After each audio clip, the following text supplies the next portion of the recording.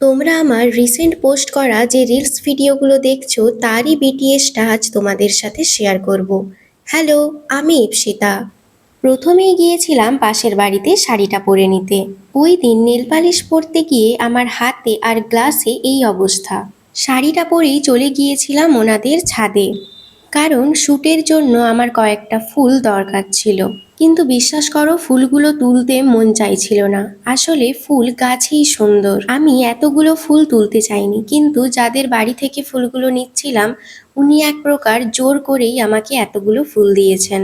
জানো তো, পুরো ছাদ বাগানে এই একটাই ফুল ফুটেছিল, উনি সেটাও আমাকে কেটে নিতে বললেন। ওই মানুষটার সম্বন্ধে বলতে গেলে আমার খুবই কম বলা হবে। এখানে আশেপাশের মানুষেরা বড্ড ভালো।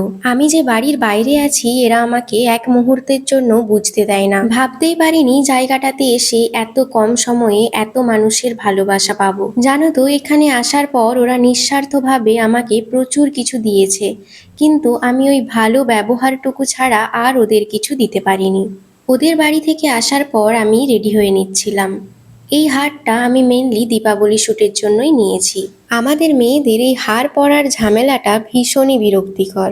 এই হারটা যেহেতু চোকার, তাই এর সাথে পেয়ার করার জন্য একটা লং হার নিয়েছিলাম, যাতে লুকটা ঠিকঠাক দেখতে লাগে। এই হারটা একটু বেশি কস্টলি, প্রায় 5,500 মতো। এটা পুরোটাই গোল্ড পলিশের ওপর, তাই দামটা একটুখানি বেশি। শ্যুট শেষ হতেই চোখ পড়ল বেডের দিকে।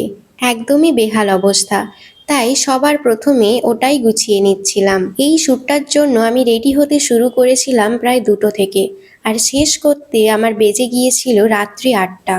তারপর ফুলগুলো নষ্ট করিনি, প্রতিটা ফুল ফ্রিজে রেখে দিয়েছিলাম। শ্যুট শেষে ভেবেছিলাম ভিডিওটা সেই দিনই এডিট করব, কিন্তু বিশ্বাস করো এতটাই টায়ার্ড ছিলাম যে করে উঠতে পারিনি। আজকের মতো আসি তাহলে, তোমাদের সাথে দেখা হচ্ছে পরের ভিডিওতে। টাটা।